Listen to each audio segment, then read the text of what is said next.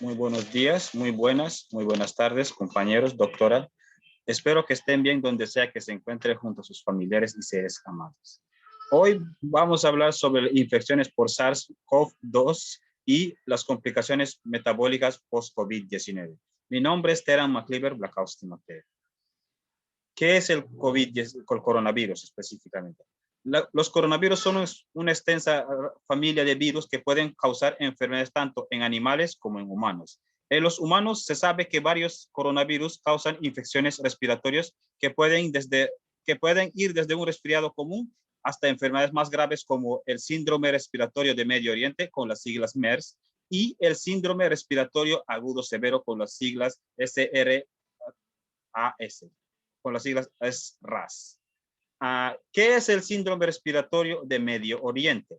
Es una enfermedad respiratoria grave que involucra principalmente al tracto respiratorio superior. Una de las principales causas es la fiebre, la tos, dificultad para respirar.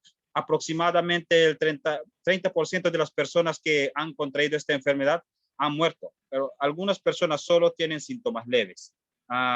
El MERS es causado por el coronavirus respiratorio del Medio Oriente con las siglas MERS-CoV. Se reportó por primera vez en Arabia Saudita en 2012. Luego se propagó en otros países del mundo. La mayoría de los casos se propagaron a partir de personas que viajaron al Medio Oriente. ¿Y qué es el síndrome respiratorio agudo severo o con las siglas SRAS?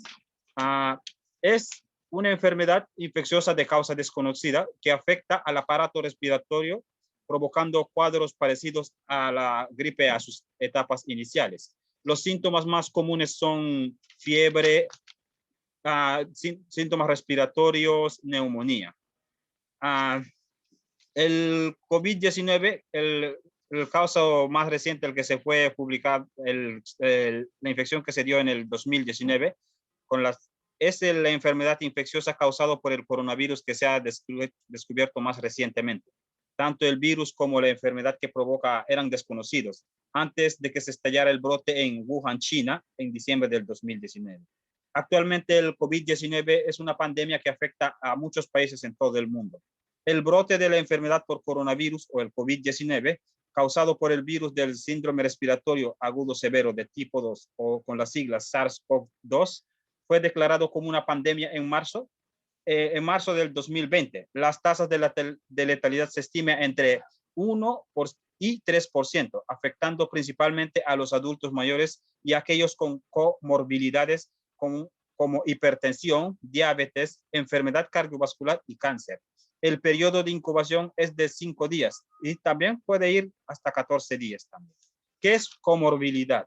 La comorbilidad es un término utilizado para describir uno o dos más enfermedades que ocurren en la misma persona. Puede ocurrir al mismo tiempo o también en diferentes tiempos también.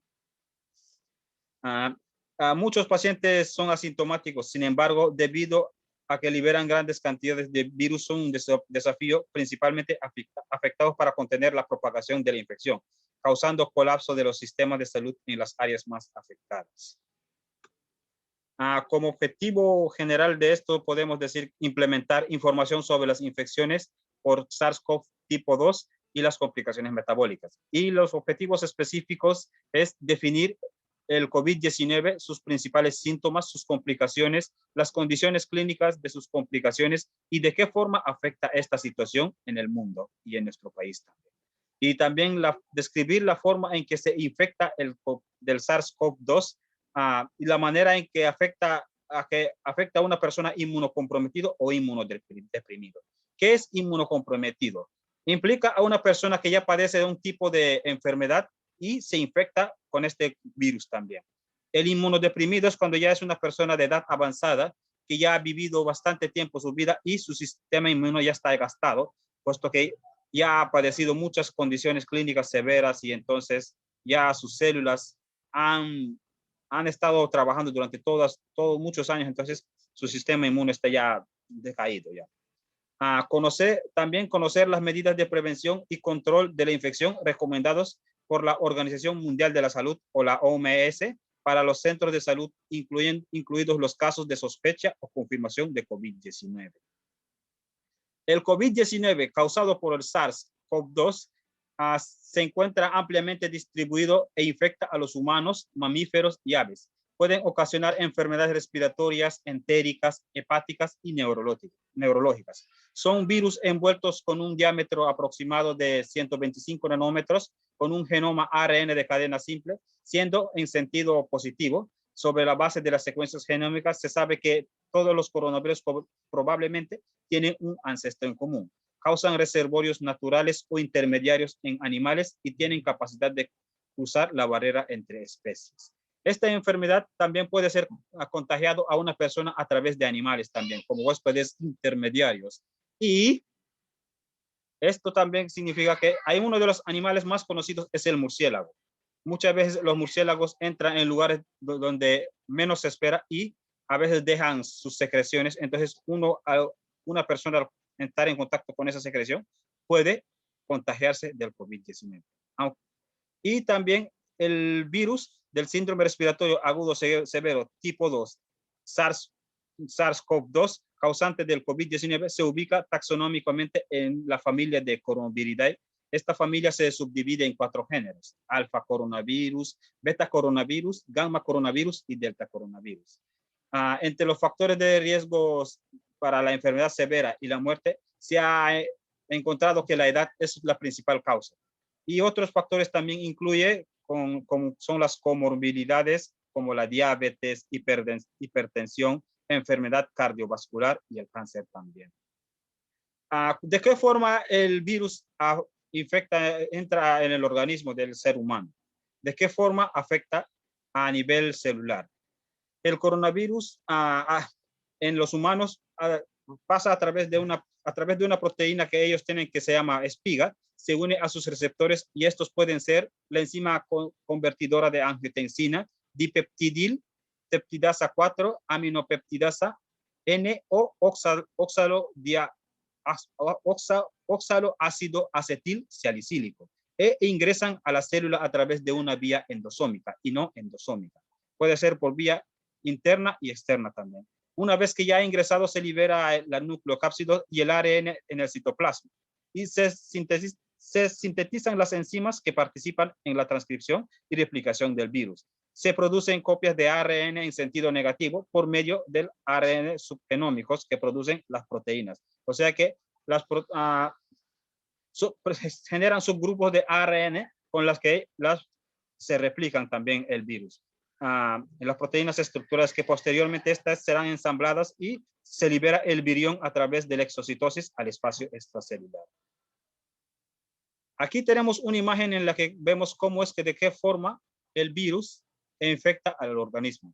Primeramente, el virus se llega a la membrana de la célula y se adhiere a un receptor con las siglas conocidas como AC2. Al unirse, después de esto pasa por la endosoma, y esto ahí provoca la pérdida de la envoltura, y después provoca un proceso que se llama traducción, que ya se conoce se han escuchado en las clases de genética, en la dogma central de la biología molecular, en la que el ADN se transcribe y se genera una copia, una mitad de ella misma, una parte, la cual es el ARN. El ARN se traduce y se convierte en proteínas. En este caso se da el proceso de la traducción, y el ARN se traduce y se convierte en poliproteínas. Y a través de un proceso llamado proteólisis se da la replicación viral. El virus ARN que se replica queda ahí en el aire, y después de esto la traducción de las proteínas estructurales. Algunos son conocidos con algunos son clasificados con la letra N mayúscula, S mayúscula, M mayúscula, E minúscula. Estos pasan al retículo endoplasmático y se une en la pared del retículo endoplasmático, y luego de esto forma una capa, como una especie de ensamblaje, y pasa al aparato de Golgi. Al aparato de Golgi, este se une con el virus y con la replicación viral del ARN y esto forma una vesícula y forma una membrana y el virus se queda dentro del aparato del retículo endoplasmático y ahí forma en la vesícula, pasa a la vesícula. En la vesícula, esto tiene la forma ya de con el virus con envuelto, con un envuelto. Y entonces de la vesícula por un medio se libera, pierde la envoltura después por el proceso de exocitosis que mencionamos anteriormente y sale de la célula y se libera en el organismo. Las manifestaciones clínicas del COVID-19 es muy variable. Ya va desde la infección asintomática hasta la neumonía grave que se requiere ventilación asistida y es frecuentemente fatal.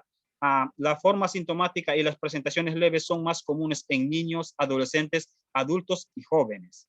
En tanto que las formas más graves se observan en los mayores de 65 años y en las personas con condiciones crónicas como diabetes, enfermedad pulmonar obstructiva crónica con las siglas EPOC, enfermedad cardiovascular o cerebrovascular e hipertensión, entre otros. Los síntomas también pueden incluir dificultad para respirar, dolor de cabeza, también escalofríos.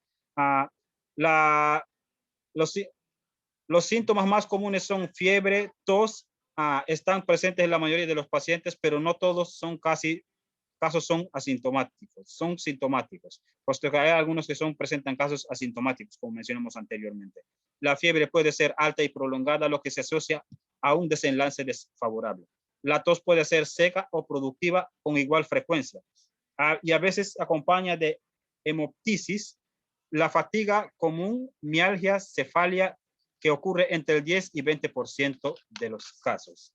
¿Qué es la hemoptisis? La hemoptisis es un caso en el que ya afecta a nivel sanguíneo y en lo cual ya afecta a los componentes del sistema sanguíneo. Y también entre las complicaciones más comunes del COVID-19 se menciona la neumonía presente virtualmente en todos los casos graves, el síndrome de dificultad respiratoria del adulto con las siglas SDRA, la miocarditis, el daño renal agudo sobre las infecciones bacterianas, y frecuentemente en la forma de choque séptico. Entre los hallazgos de la comunidad científica con respecto a las complicaciones posteriores al COVID-19, existen varios tipos. Entre los más conocidos, como las complicaciones más conocidas son las diabetes. ¿Qué es la diabetes? La diabetes es una enfermedad hereditaria que se afecta a nivel ya metabólico, como dice aquí. Entre las complicaciones metabólicas más conocidas posterior al COVID-19 es la diabetes. La diabetes es una enfermedad que se da cuando ya una persona ya tiene la enfermedad, pero es solo un portador nada más. Entonces, no sigue un tratamiento adecuado. Entonces, comienza a consumir alimentos excesivos que contienen azúcares como la glucosa, que es el principal azúcar de nuestro cuerpo. Entonces, la glucosa, al ingerir el alimento, por el proceso digestivo, el alimento es digerido y la glucosa pasa al sistema sanguíneo. Entonces, nuestra célula del páncreas, un organismo llamado páncreas produce una célula llamada célula beta y esta produce una sustancia que se llama insulina. La insulina se encarga de que la glucosa entre a las células de nuestro tejido para poder realizar las funciones diarias las actividades diarias que nosotros hacemos normalmente. Ante una situación de diabetes, las células beta del páncreas es incapaz de producir la insulina. Entonces, lo cual hace que haya una acumulación de glucosa en nuestra sangre. Por lo que se da una condición grave ya a nivel metabólico, por lo que ya afecta bastante la situación del paciente. La diabetes se clasifica en dos tipos, diabetes mellitus tipo 1 y la tipo 2. En la diabetes mellitus tipo 1 es cuando se da esta condición que acabo de mencionar, en la que la glucosa, las células betas del páncreas no producen insulina y por lo que hay una acumulación de glucosa en nuestro cuerpo. Por lo que el síntoma más conocido, la condición más conocida en la diabetes mellitus tipo 1 es la obesidad, mientras que en la diabetes mellitus tipo 2 lo es lo contrario. En las células betas del páncreas produce una cantidad excesiva de insulina, por lo que hay una cantidad entrada excesiva de glucosa en las células de nuestros tejidos. Y eso también provoca una pérdida de peso bastante también. Y también provoca una resistencia a la insulina también. La diabetes mellitus tipo 2 y la hipertensión son las comorbilidades más comunes en pacientes con infecciones por coronavirus. La evidencia emergente demuestra un importante vínculo mecanístico, metabólico, endocrino directo con el proceso de la enfermedad viral. Los médicos, por lo tanto, deben garantizar un control temprano y completo para todos los pacientes por COVID-19. Entonces, lo que tiene que indicar el paciente en esta situación es que debe también recomendar los médicos deben recomendar a los pacientes que también siga una dieta estricta y también hacer ejercicios y otros tipos de medidas para evitar que la manifestación de la diabetes mellitus. La diabetes mellitus tipo 2 también puede ser un factor de riesgo para contraer de nuevo infección por coronavirus. De hecho, la diabetes mellitus tipo 2 y la hipertensión arterial se han identificado como las comorbilidades más comunes para otras infecciones por coronavirus, como el síndrome respiratorio agudo severo con las siglas SRAS, y el síndrome respiratorio de Medio Oriente, MERS-CoV. Según varios informes incluidos de los del Centro para el Control y la Prevención de las Enfermedades con las siglas CDC, los pacientes con diabetes mellitus tipo 2 y el síndrome metabólico podría tener un riesgo de muerte hasta 10 veces mayor cuando contraen COVID-19. O los informes indican estos informes de los coronavirus de la CDC. Aunque la diabetes mellitus y el síndrome metabólico aumentan el riesgo de síntomas más severos y mortalidad en muchas enfermedades infecciosas, hay algunos aspectos mecanísticos específicos adicionales en las informaciones por coronavirus que requieren consideración por separado, lo que tendrá consecuencias clínicas para un mejor manejo de los pacientes gravemente afectados. ¿Cómo se relaciona la diabetes y el COVID-19? ¿Existe mayor riesgo a una persona con diabetes de contraer COVID-19? No hay datos que hagan pensar a las personas con diabetes que tienen más probabilidad de contraer coronavirus que la población en general, puesto que el riesgo no es mayor por tener diabetes. En pocas palabras, todos estamos expuestos a contraer el COVID-19 de una forma u otra, pero no significa que la persona por tener diabetes es la que está más expuesta a contraer el COVID-19, puesto que esto es una complicación posterior al COVID-19. ¿Por qué? Porque al igual que la persona diabética y la persona sana están expuestos a contraer el COVID-19. La diabetes y la enfermedad cardiovascular confiere un mayor riesgo al paciente diabético de sufrir complicaciones por la infección del COVID-19. Para controlar la presión arterial es esencial para el manejo de la diabetes y las posibles complicaciones del corazón y los renales también. Deben tomarse más precauciones este tipo de población.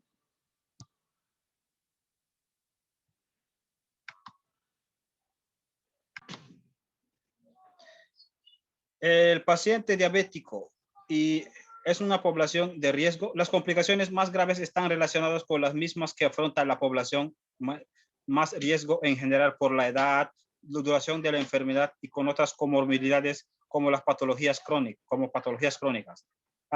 Como la patología en sí está bien controlada, la diabetes no conlleva a mayor riesgo de padecer el COVID-19.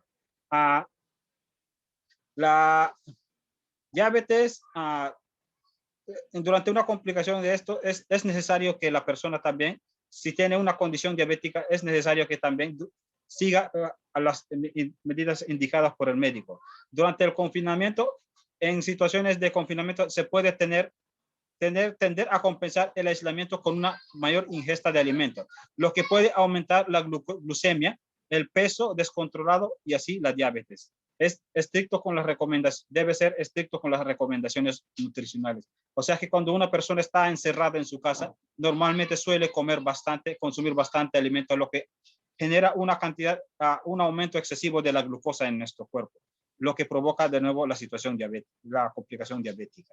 Por lo que durante el confinamiento es necesario, como dije anteriormente, que haga ejercicio. El ejercicio es parte fundamental del tratamiento integral de la diabetes. Durante el confinamiento se debe adaptar ejercicios a las limitaciones del espacio donde está uno viviéndose y a las características físicas de cada persona. Según el tamaño o el peso de la persona, debes hacer ejercicios, una cantidad de ejercicio considerable. Seguir haciendo ejercicio es esencial. ¿Qué debe ser con las visitas de seguimiento? Por ejemplo, una persona posee diabetes y está en una situación de grave, entonces los médicos se hacen un control diabético, un control del glucosa. Entonces, lo que tiene que hacer en esa situación es solo visitar unas cuantas veces nada más. También el paciente no debe salir mucho de sus cajas. Si hace visitas a sus amigos, solo debe ver una o dos veces a la semana.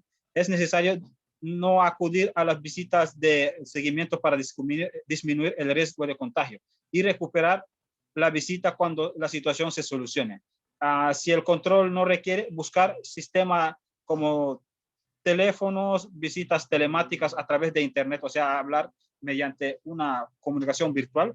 El confinamiento debe ser lo principal para evitar el contagio, puesto que si una persona, como dije, la diabetes no es una situación en la que una persona va a contagiarse de COVID-19 porque está enfermo, no. Es una complicación. Cuando una persona diabética se contagia del COVID-19, su situación clínica es más severa. ¿Hace alguna diferencia entre la diabetes mellitus tipo 1 y la tipo 2? Puesto que no hay ninguna razón para pensar que el coronavirus representará una diferencia entre el riesgo de la diabetes tipo 1 y tipo 2, puesto que a ambos pacientes va a afectar de la misma forma. El hecho de que uno esté padeciendo una tipo de diabetes más avanzado no significa que eso va a tener una complicación diferente a la otra, sino que va a ser una complicación similar. La cetoacidosis es una complicación de la diabetes mellitus tipo 2. En el embarazo se asocia a mayores tasas de morbimortalidad materno-fetal. Por esto se considera una emergencia médica que requiere tratamiento oportuno en la unidad de pacientes críticos con las siglas UPC. Es poco frecuente, con una incidencia descrita de entre 0.5 a 3% de las gestaciones diabéticas. Respecto a las cetoacidosis en embarazadas no diabéticas, existen casos de reportes siendo la principal causa de inanición.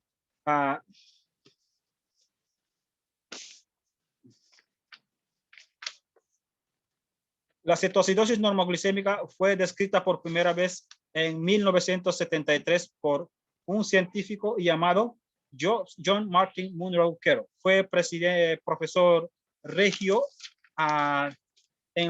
de parteria en la Universidad de Glasgow, Reino Unido, en 1927 a 1934. Fue un académico, un cirujano reconocido de reconocimiento internacional. Ganó un premio llamado Catherine Bishop Harman en 1934. Definió que esta patología está asociada con una tríada bioquímica de glicemia menor a 200 miligramos sobre decilitro, acidosis metabólica con ANOH-GAP aumentado y cetonemia también. Los posibles etiologías incluyen el embarazo, disminución de ingesta calórica, consumo excesivo de alcohol, uso de inhibidores de carbono transportador de sodio a glucosa, sodio-glucosa, entre otras condiciones asociadas también. También constituye el 0.8 al 1.1% de la cetoacidosis, requiriendo un alto grado de sospecha para realizar el diagnóstico. Él expuso un caso clínico en el que de una paciente embarazada con neumonía por COVID-19 sin otras patologías que requirió un tratamiento en unidad de paciente crítico por presentar una cetoacidosis normoglicémica, y se realizó una investigación bibliográfica de la cetoacidosis normoglicémica en pacientes embarazadas sin antecedentes de diabetes, causando un cuadro infeccioso. Para publicar su artículo, este investigador hizo una investigación más a fondo sobre otros pacientes que pues, padecían de esta misma condición y luego poder dar una conclusión de esto. Entre los hallazgos de la comunidad científica con respecto a las complicaciones metabólicas posterior al COVID-19, otro caso como es el hipotiroidismo. El hipotiroidismo es un trastorno en la glándula de tiroides que no produce la cantidad suficiente de ciertas hormonas cruciales. El hipotiroidismo no puede causar, no puede ser síntomas notables, no puede causar síntomas notables en las primeras etapas del embarazo. Con el tiempo, el hipotiroidismo no tratado puede causar numerosos problemas en la salud, como la obesidad, dolor en las articulaciones, infertilidad o enfermedad cardíaca también. El hipotiroidismo puede estar relacionado con numerosos problemas de salud, como puede estar relacionado con un mayor riesgo de padecer enfermedades del corazón e insuficiencia cardíaca, principalmente debido a que puede presentar altos niveles de lipoproteína de baja densidad, conocido como el colesterol LDL, también conocido como el colesterol malo, en personas con tiroides de actividad baja o hipoactivos. Algunos de los síntomas del hipotiroidismo es la fatiga, el aumento de peso, el nivel del colesterol en sangre elevado, dolor, rigidez o inflamación de las articulaciones, el ritmo cardíaco lento.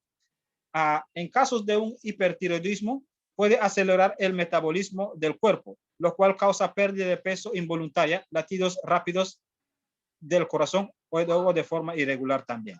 Los síntomas más comunes en los hipertiroidismos son latidos rápidos o también conocidos como taquicardia, en la cual con frecuencia se da más de 100 latidos por minuto. Latidos irregulares también conocidos como arritmias, en las que el latido del corazón a veces late con más de 100 o a veces late menos de 100. Entonces ahí hay un latido variable de una forma regular.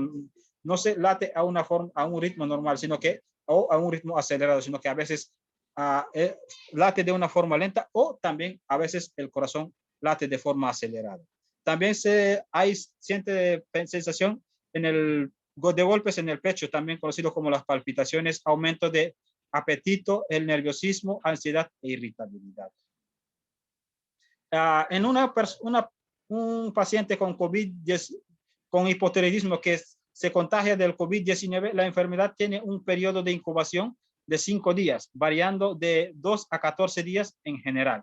La carga viral es mayor en los primeros días de contagio y se detecta tanto en pacientes sintomáticos como asintomáticos, lo que confiere importante rol a los pacientes asintomáticos en la transmisión de la enfermedad. O sea que si una persona que padece de una condición de hipotiroidismo o hipertiroidismo y también estuvo expuesto a la situación del COVID-19, es necesario que también tome las medidas necesarias, aunque no presente los síntomas. De acuerdo a la caracterización de los casos en China, la mayoría de los pacientes tenían 30 y 79 años, entre 30 y 79 años, y la mitad presentaba enfermedad de base, como diabetes, hipertensión y afección cardiovascular. Respecto al cuadro clínico de esta condición, la mayoría, o sea, el 81% de los casos clasificaron como leves, el 14% de los casos fueron severos, con condiciones como disnea, polinipnia, saturación de oxígeno en la sangre mayor a 93% fue este caso, infiltrados pulmonares con un elevado mayor de 50% y el 5% presentó enfermedad crítica, con insuficiencia respiratoria grave, shock séptico y fallo multiorgánico. Inicialmente los síntomas comunes son fiebre que se dio en 98% de los pacientes, tos seca el 76%, mialgias, fatiga. Más de la mitad de estos pacientes desarrollaron disnea en la evolución. Los síntomas más frecuentes incluyeron expectoración, cefalia, hemoptisis y diarrea también. En cuanto a las consecuencias cardiovasculares de la infección, se describen la miocarditis, el síndrome coronario agudo, arritmias, insuficiencia cardíaca, shock cardiogénico, tromboembolia venosa. En estudios de pacientes internados con COVID-19 en China, se observó que la elevación de troponina 1, un marcador cardíaco, sobre percentil 99 era un predictor independiente de la mortalidad. Esto no representaba un caso en el que podía estar una situación de mortalidad en un paciente. Esto no estaba fuera del caso de un índice de mortalidad.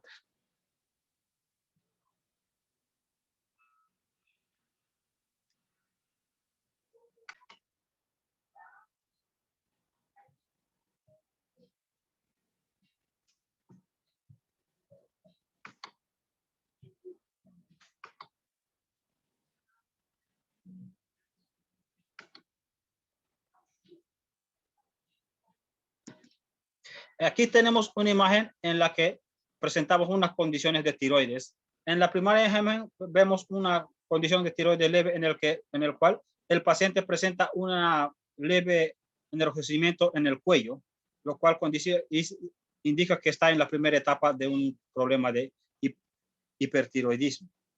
Y también tenemos un caso ya grave en el que ya vemos un cáncer de tiroides en la cual vemos que el cuello de este paciente está inflamado y lo cual indica que ya hay presencia de tumor en el tiroides, en el cuello ya. Y en este vemos también un paciente en el que ya el cuello está ligeramente inflamado, lo cual indica que el tiroides está comenzando, está en su primera etapa también.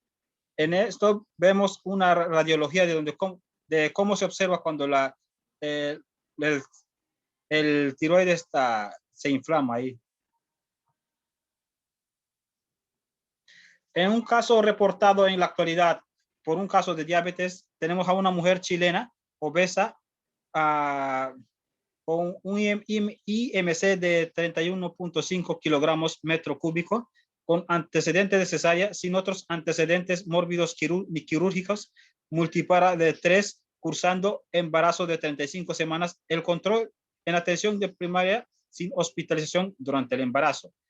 Consultó a un servicio de urgencia obstétrico en el Hospital de San Juan de Dios en Chile, por cuadro de 10 días de evolución de sensación de febril, tos, mialgia, anosmia, odinofagia, vómitos, diarrea, disnea progresiva.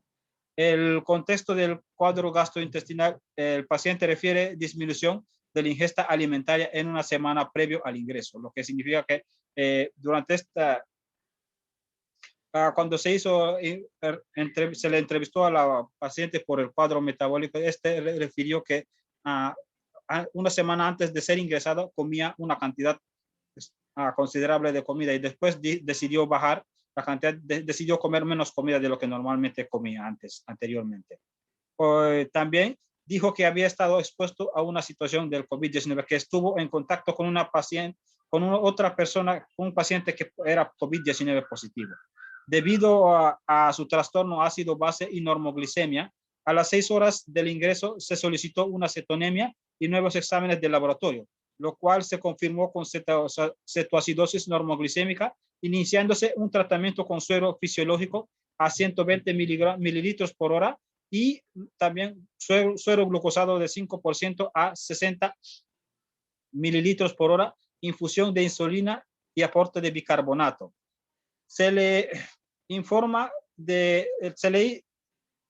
que hizo un examen, también se le hizo un examen de PCR y salió positivo de COVID-19 a las 12 horas posterior al ingreso, confirmándose la neumonía por coronavirus, manteniéndose en aislamiento a este paciente. Al momento que se le descubrió, se le dio el resultado de esta prueba, al paciente fue enviado a una situación de aislamiento. Al tercer día del ingreso hospitalario, el paciente estaba sin compromiso ventilatorio, o sea, no presentaba problemas respiratorios, con criterios de resolución de cetoacidosis. Se inició un tratamiento con insulina NPH y se trasladó al servicio de medicina interna sin necesidad de oxígeno, con adecuado control metabólico y sin requerimientos de insulina. La evaluación de la unidad del feto placentaria no mostró alteraciones. Posterior a 5 días de hospitalización, se le realizó una alta a domicilio con control en alto riesgo obstétrico en una semana de seguimiento telefónico periódico. O sea que siempre llamaba a la paciente para saber cómo estaba su situación, si estaba presentando alguna mejoría o si su condición seguía igual o si había empeorado o no. La paciente durante este tiempo se mantuvo asintomático, ingresando a las 40 semanas de gestación con trabajo de parto en fase activa, o sea que ya estaba en labor de parto, por lo que se hizo una PCR por COVID-19 y se resultó ser negativo. Se atendió el parto vaginal el mismo día. El recién nacido pequeño para la edad gestacional presentó de 27.50 gramos. Evolucionó con puerperio fisiológico dándose de alta el recién nacido 2 días después. ¿Qué es el puerperio? El puerperio es una condición en la que se da cuando ya el paciente ya funciona normalmente, es la de cómo está funcionando es el periodo en el que inmediatamente sigue después del parto y que se extiende en el tiempo necesario hasta los 6 meses o 2 años después de incluyendo para que el cuerpo materno, luego para que el cuerpo materno de la madre y el aparato reproductor femenino vuelva a las condiciones pregestacionales, o sea que la madre ya esté listo para poder volver a tener otros hijos también. ¿Qué nos indica este caso? Se presenta el caso de este paciente cursando al tercer trimestre de embarazo sin antecedentes de diabetes previa, que requirió el tratamiento de unidad de paciente crítico por neumonía por COVID-19 con cetoacidosis normoglicémica. Está descrito que el embarazo es un estado propenso al cetoacidosis debido a los cambios fisiológicos intrínsecos. Ocurre especialmente en el segundo y tercer trimestre del embarazo, en el que se desarrolla resistencia a la insulina o por aumento lactógeno placentario humano, también por la presencia de cortisol, progesterona y estrógeno. Estos son hormonas sexuales que uno presenta, hay varios que tienen un valor elevado durante la situación de embarazo. Y existe un mayor lipólisis también y produciéndose cetogénesis al utilizar ácidos grasos como fuente de energía.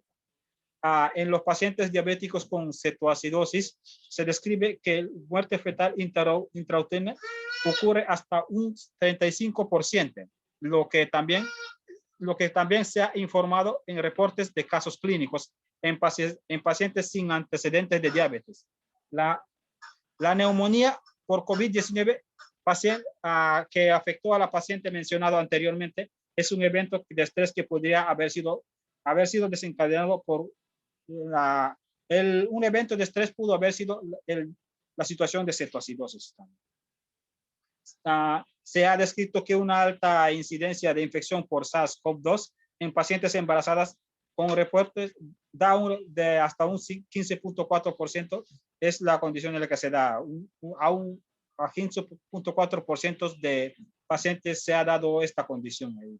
Entonces, se hizo una revisión sistemática de Galt-Ville, cual es un científico hindú que desarrolló una revisión sistemática para revisar la situación del COVID-19. Se descubrió que las comorbilidades más comunes en mujeres embarazadas con COVID-19, las que fueron a un índice de esto. Diabetes presenta el 11%, el % de las personas con diabetes se contagia de este tipo de situación, presenta este tipo de situación. En trastornos hipertensivos era el 9% de los pacientes que presentó esta situación. Los trastornos placentarios un 5%, con infecciones un 6%, hipotiroidismo un 5% y anemia un 4% se da en los casos de esta situación. Un índice de esta condición. En un caso clínico reportado en la actualidad de hipotiroidismo, presentamos la historia de un paciente de sexo masculino de 84 años de edad con antecedentes personales de diabetes mellitus tipo 2, hipertensión arterial, dislipidemia, extabaquismo, padeció de tuberculosis cuando era pequeño, enfermedad renal crónica en tratamiento médico, también presentó un caso de hipotiroidismo o hiperuricemia. Aproximadamente 7 días previos de la consulta en la que el paciente asistió, comienza con un díspnea de esfuerzo rápidamente progresivo, que en la madrugada del 16 de marzo hace de reposo. Se acompañó con dolor torácico puntado de moderada intensidad, con irradiación del cuello, sin síndrome neurodegenerativo ni palpitaciones. No presentó ni tos ni fiebre. Y después de esto, se le pasó a una consulta de emergencia móvil, lo que lo trasladaba a puerta de emergencia sanatorial, en el cual se hizo un examen físico al arribo. El paciente se encuentra lúcido, con aumento de trabajo respiratorio, o sea que le costaba bastante, tenía dificultades en respirar. Y se le hizo un examen cardiovascular en el cual presentó un ritmo regular de 90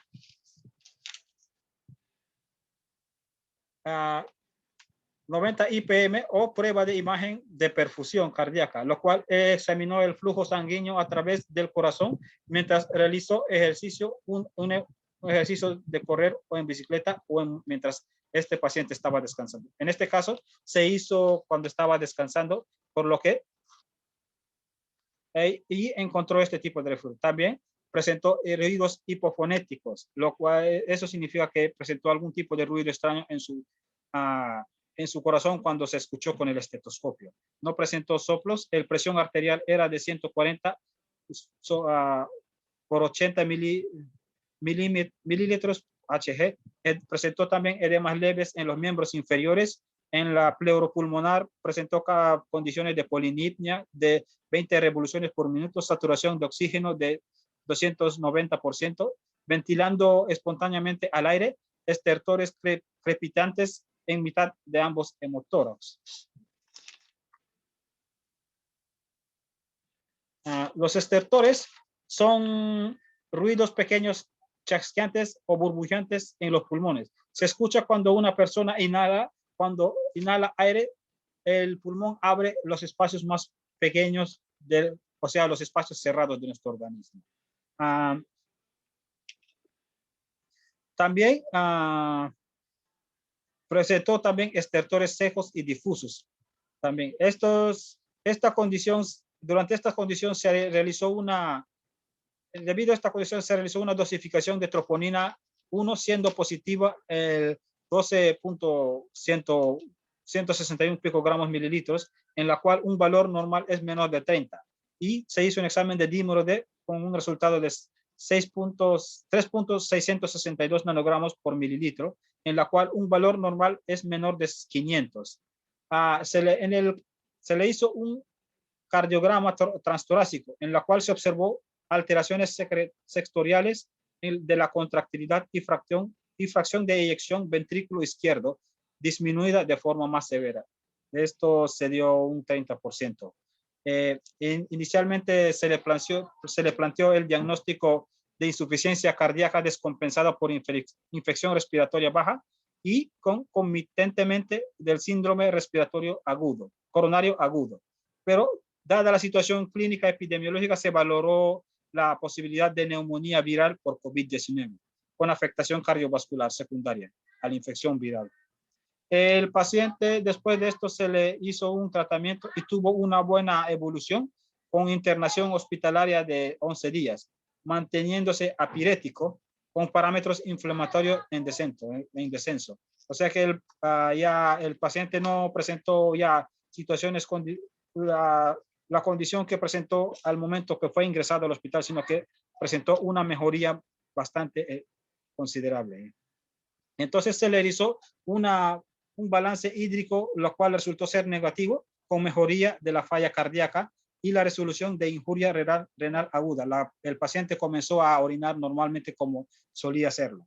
El 28 de marzo fue dado de alta con internación domiciliaria, el régimen en la que se continuó siguiendo en una buena evolución. No, aquí no hay la... ¿Qué nos indica este caso? El caso reportado representa el primero esto es un caso positivo al ingreso en CTI en Uruguay. Este paciente presentó todos los elementos de alto riesgo y mala evolución, como son linfopenia, elevación de troponinas, elevación de dímeros D, presencia de dolor torácico, injuria miocárdica, alteraciones electrocardiográficas y ecocardiográficas, puede elevar la sospecha de un síndrome coronario agudo, así como de inflamación miocárdica por miocarditis. Los pacientes con COVID-19 que presentan con dolor torácico y troponinas positivas representa un gran desafío de diagnóstico y es necesario una valoración pormenorizada para evitar maniobras potencialmente iatrogénicas. La iatrogenia es un daño a la salud de la persona provocado por un acto médico involuntario. Esto puede provocar, si a veces por un mal desempeño del médico, entonces puede provocar un daño a nivel cardíaco. Por lo que es necesario tomar las medidas pertinentes ante esta condición y es necesario intervenir inmediatamente con las medidas pertinentes. En algunos de los pacientes con infección por COVID-19, como se presentó en este caso, es importante tener en cuenta los posibles mecanismos patológicos en la elevación de troponinas, como la isquemia miocárdica secundaria por infarto tipo 2 en el contexto de taquicardia, hipoxemia, shock y anemia. También la isquemia primaria o accidente de placa o infarto tipo 1 en el contexto de activación inflamatoria en estado protombótico. También estas son las condiciones en las que se da estos dos casos. Y también la miocarditis o la inflamación miocárdica. Si bien es difícil realizar un diagnóstico diferencial, en algunos casos sería necesario un cine angiocoronaria. En los pacientes con COVID-19 se recomienda ser cauteloso a la hora de realizar estos estudios invasivos. Este cine angiocoronaria se realiza como una especie de observación diaria de cómo está evolucionando en esta condición. Entonces, por lo que se realiza con un instrumento que no puede ser reemplazado como un tipo de jeringa o que se usa otra jeringa en otro paciente o cuando se le va a sacar una muestra de sangre, se desecha la jeringa que se usó anteriormente y usa otra jeringa para otro paciente. No, en este caso se usa el mismo instrumento con la misma máquina con la que se hizo el estudio a otro paciente también, por lo que anteriormente, si un paciente era positivo en COVID-19 y al ponerse en contacto, ese instrumento ya está contaminado con el virus. Entonces, por lo que es necesario hacer la medida de higiene adecuada para desinfectar el instrumento antes de usar con otro paciente. Si no se siguen las medidas adecuadas, puede contagiar a una persona sana que venga a hacer su ejercicio, a su estudio, este mismo examen también. En conclusión, podemos decir que la infección por COVID-19 ha afectado a 93 países con más de 100,000 casos y 3,486 muertes. Su comportamiento epidémico a nivel internacional se ha generado un incremento en la evidencia científica con respecto a esta enfermedad, aún con muchas interrogantes que responder. Al no contar en este momento con un tratamiento específico, se debe continuar con las medidas de prevención y control recomendados por la OMS. Es necesario que, como hasta ahorita no hay una vacuna que certifica que es la cura definitiva del COVID-19, puesto que aún no se ha encontrado una cura que confirme que el virus es eliminado por completo mediante una vacuna en específico, por lo que es necesario que uno siga siempre las medidas adecuadas y indicadas por la Organización Mundial de la Salud, puesto que si uno no sigue las medidas adecuadas, aún está expuesto a contagiarse de este virus también. La cetoacidosis normoglicémica del embarazo es una patología que requiere alta sospecha, más aún si el paciente no tiene antecedentes de diabetes, para no retrasar el tratamiento oportuno. Una de las causas más probables es la infección por COVID-19.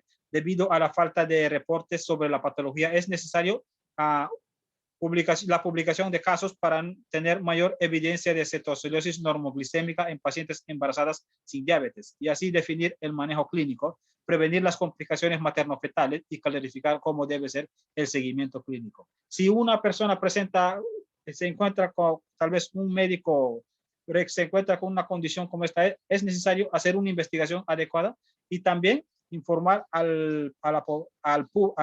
hacer un artículo de esto y publicarlo. ¿Para qué? Para que otros médicos también puedan saber cómo intervenir en esta situación. También investigar, el médico también se debe hacer estudios adecuados, estudios día continuo sobre estos casos, para así poder saber cuáles son los nuevos descubrimientos que se han hecho a nivel mundial. A la hora de enfrentarnos a este nuevo desafío que trae la pandemia del COVID-19, debemos reconocer la interacción entre esta infección y la enfermedad cardiovascular. Es importante estar alerta para detectar a tiempo las complicaciones cardiovasculares por COVID-19. A su vez, debe recordar que en algunos casos la forma de presentación puede ser la afectación cardíaca y es fundamental mantener un alto nivel de sospecha para poder priorizar la bioseguridad personal de salud. Es necesario que sepa diferenciar de qué forma el COVID-19 se manifiesta y de qué forma afecta a nivel cardíaco o a nivel, puesto que el COVID-19 donde más afecta es a nivel respiratorio, y la enfermedad cardíaca cardiovascular, de qué forma afecta al organismo y cuáles son sus principales síntomas. Entonces, diferenciar entre estas dos condiciones es muy importante para saber distinguir ambas condiciones. Muchas gracias por su atención. Esta es mi presentación de hoy. Espero que les haya gustado y les deseo que Dios les bendiga y que estén siempre protegidos. Debemos cuidarnos siempre de la situación en la que estamos enfrentándose y siempre pensar en los seres que amamos, y esta vida es única, que Dios nos dio solo una vida, no nos dio dos vidas. No somos como los gatos que tienen 7 vidas, sino que debemos ser cuidadosos siempre con nuestra salud. Siempre debemos seguir las medidas adecuadas para poder protegernos de esta enfermedad y proteger a los que amamos. Muchas gracias y que Dios les bendiga a todos.